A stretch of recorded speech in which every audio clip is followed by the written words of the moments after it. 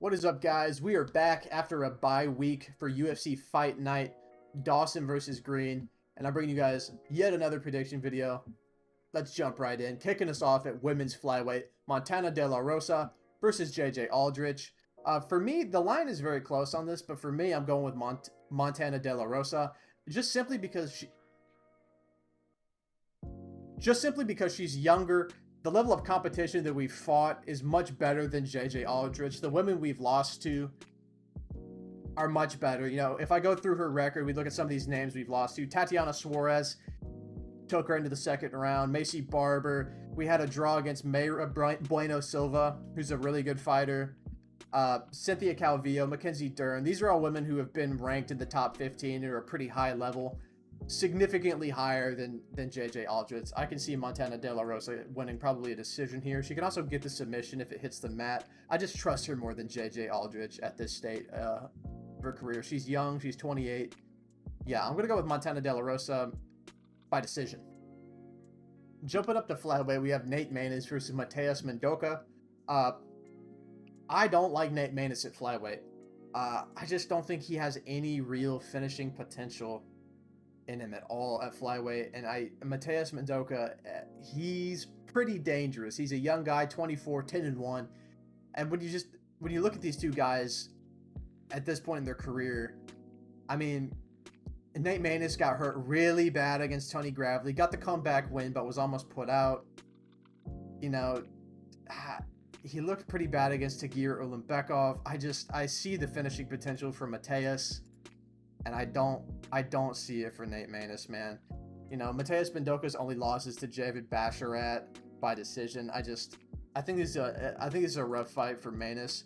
I'm going to go with Mateus Mendoca by TKO here. I just think the potential is there. I don't think Nathan Maness' chin at flyweight's really going to be all that great. I think he's going to get chinned pretty early in this fight. Moving up to women's strawweight, Vanessa Demopulos versus Kanaka Morata. Pretty open and shut case. Vanessa Demopulos is not very good, and I think Kanaka Morata is actually kind of good. She's a decent prospect. Only 30 years old. More reach. She's competing well with women like Verna Jandaroba, who I think is pretty good. And besides that, she's just been winning and winning and winning. It has been a while since her last fight, but she's young, and I trust in her to make the improvements in her game to be able to easily handle someone like Vanessa Demopulos, who I don't rate very highly as a mixed martial artist in this division at all. And I'm probably going to go with Kanaka Morata by submission, actually. I think she can submit Vanessa Demopulos, I really do. I just don't think Demopulos has anything skill-wise for Kanaka Morata to be worried about. These names are so hard for me to say, bro. But yeah, Kanaka Morata, submission, I think. I think she can get Vanessa Demopulos to the ground pretty easily and submit her. She does have the skills to do so, I think. Jumping up the bantamweight, Arichi Lang versus Johnny Munoz. These guys are evens. And man, both of these guys are just kind of sketchy. I think I'm going to lean towards Arichi Lang just once again for finishing potential. Johnny Munoz does have the grappling edge here, and he's got a lot of submissions. But I think Arichi Lang has the ability to defend the takedowns of Johnny Munoz, who I don't think really are that great. His entries aren't anything special at all. And I think on the feet, although Arichi Lang can be caught on the feet and hurt, I don't think Johnny Munoz is really thrown with the power to get respect from Arichi Lang on the feet. However, when Arichi Lang lands on Johnny Munoz, he is going to get hurt. He has really good power. He throws a lot of strikes out there, and he's pretty damn accurate with it too. I'm going to trust in Arichi Lang to get a TKO in this fight over Johnny Munoz, probably in round 2. Closing out the prelims at women's strawweight, we have Carolina Kowalkiewicz versus Diana Belbita. I'm going to go with Carolina Kowalkiewicz. I just think she's better overall. Diana's much larger and she's much younger, but man, I say this every time. I can't in good faith trust somebody to win who has a loss to Molly McCann, respectfully.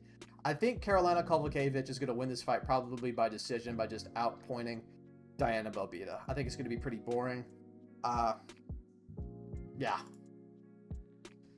Jumping up to featherweight, we have Alexander Hernandez versus Bill Algeo. Now this fight is interesting. I don't like Alexander Hernandez dropping down to featherweight again. He looked fine at lightweight when he fought Jim Miller. I'm not sure why we dropped back down here. Bill Algeo is a guy who reminds me a lot of Billy Quarantello. Same age, same height, kind of same style. Very pressure heavy, breaks people with his pace a lot. And man, Alexander Hernandez, he just has one round of fight in him most of the time, man. If this goes into like the second or the third round, I don't see Alexander Hernandez being able to hang with the pressure. However, there is absolutely a world where Alexander Hernandez can catch Bill Algeo and chin him. Bill Algeo got hurt pretty bad by TJ Brown in their fight, so there is a world where Hernandez hurts him bad. But I can't trust Alexander Hernandez to show up at all against a guy who I find is very consistent in Bill Algeo versus the inconsistency of Alexander Hernandez. I'm going to go with a Bill Algeo. I'm going to go with a Bill Algeo submission. I think he's going to hurt Hernandez on the feet in probably like round 2 and cinch in a choke. Moving up to light heavyweight, we have Felipe Lins versus Iwan Cutela. Speaking of guys that are inconsistent, Iwan Cutela is certainly one of them. However, there's caveats to this. I think the guys that are beating Iwan Cutela are good, right? I don't think Iwan is getting smoked by bums. You know, Johnny Walker, big, dangerous guy. Ryan Spann, big, dangerous guy. Kennedy Nzechukwu, young, gigantic, and very dangerous with a lot of finishing potential. I don't see finishing potential from Felipe Lins really at all. He's 38, and he's finishing and fighting a bunch of old men. Iwan Cutela is only 29 years old. And Felipe Lins doesn't even really have a size advantage here. I don't think he really has any advantages that are that notable over Iwan. I actually am going to go with Iwan Cutela to finish this fight by TKO in round 1. That's the prediction. I just can't trust Felipe Lins because I haven't seen him against guys that are that good. He lost to Tanner Boser, and Iwan Cutela smoked Tanner Boser. But that's MMA math. You know that shit don't work. But I'm going with Iwan Cutela. Round 1 TKO. Jumping up to lightweight, Drew Dober versus Ricky Glenn. This one, I mean, give me a fucking break. I'm going with Drew Dober by KO. Ricky Glenn against Christos Giagos looked like a geriatric. He looked so washed in that fight. He looked like he was lost. He looked like he dropped his cane on the way to the octagon. He looked like an old man out there. And Drew Dober, with his gigantic cinder block head, is going to blow Ricky Glenn up. If you thought Christos Giagos hit hard, just wait till you're in the pocket with Drew Dober. I'm going with Drew Dober TKO. Round 1.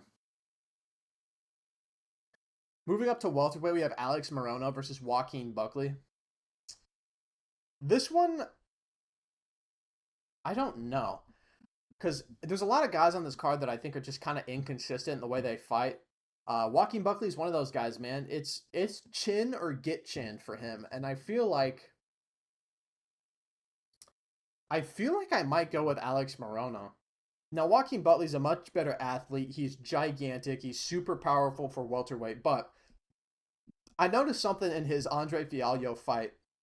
Even though he won, there were instances in that fight where he was reaching so hard trying to land a knockout punch. He was only going for knockout techniques. He was throwing 110% into his strikes, and he was leaving himself very open. Now, it worked out for him because he ended up catching Fialho with a head kick, but against a guy like Morono, who has so much experience, he's got 31 fights. I think if you give him those gigantic openings, I can see Morono cracking Joaquin Buckley, and Buckley's a little bit chinny, you know what I mean? I can see it in an exchange. Joaquin Buckley goes for a big looping hook. Morono throws something straight and hurts him with it. And I can see Morono getting that finish over Buckley because he's not very durable. I'm actually going to go with Alex Morono. I'm going to go with like a late TKO, maybe like round 3. I'm trusting the experience here, and I'm trusting Alex Morono's shots to get there if Joaquin Buckley gives him an opening. Jumping up to middleweight, Joe Pyfer versus AbdulRazak Alhassan. This is a pretty interesting fight because both these guys are big power guys, get a lot of guys out of there in the first round. Now, I am going with Joe Pyfer. I'm going to go with Joe Pyfer TKO round 1, I think. However, There is value probably on sprinkling Al Hassan TKO because he just has otherworldly power. But I think when it comes down to it, both of these guys are relatively equal on the feet. I think Joe Pyfer's hands are a little bit faster than Abdul's. But the power is about the same. But the grappling edge, it's all Joe Pyfer. Joe Pyfer is gigantic from middleweight, 6'2", big-ass dude. And he can grapple, man. He out-grappled Mearshart easily. In a grappling tournament, you fucking throw around Eric Anders, who's a gigantic human. There's so much more upside to betting Joe Pyfer. And AbdulRazak Al Hassan's 38. His grappling's not the best. I'm just going to trust Joe Pyfer. He has so many more ways to win. And I think he's just better overall. I'm going with Joe Pyfer. Round 1 TKO. Jumping up to the main event at lightweight. Grant Dawson, Bobby Green. Going with Grant Dawson, man. I picked Damir Ismagulov to beat Grant Dawson, and he really fucking impressed me by just dominating Damir Ismagulov, man. And if he could do that to him, I think he can do it to a 37-year-old Bobby Green, man. Now, this is 5 rounds, and I've seen Grant Dawson get very tired before, and Bobby Green can wrestle. So I think as this fight gets deeper into the 4th and 5th rounds, if it goes that long, I think Bobby Green could start to pull ahead. But I think the first 3 rounds, Grant Dawson is probably going to largely dominate it on the ground. I don't think Bobby Green's wrestling defense is going to be enough to hold up to Grant Dawson. I just think he's too slick, man. I think Grant Dawson is probably going to win this fight. Honestly, I think he might win by submission. Yeah, I'm going to go with Grant Dawson, probably like round 2 submission. I can just see him doing Bobby Green like Islam Makhachev did. Obviously, Grant Dawson's probably not quite Islam Makhachev level, but I think he is at the level where he can manhandle Bobby Green relatively easily at this point in his career. But there's, like, Bobby Green, he has a chance. It is possible. Like, he could catch Grant Dawson. I feel like Grant Dawson's a little bit chinny, and Bobby Green's got fast hands. So if Grant Dawson makes the mistake of standing up for too long with Bobby Green or headhunting Bobby Green, he could get caught. But I'm going to trust in him to be smart and composed and measured and fight his fight where he is at his best instead of entertaining Bobby Green where he's at his best. You know what I mean? But yeah, Grant Dawson, I think by submission, probably round 2. Those are my picks. I hope you guys enjoyed. Don't forget to leave a like, subscribe. Catch you guys next week.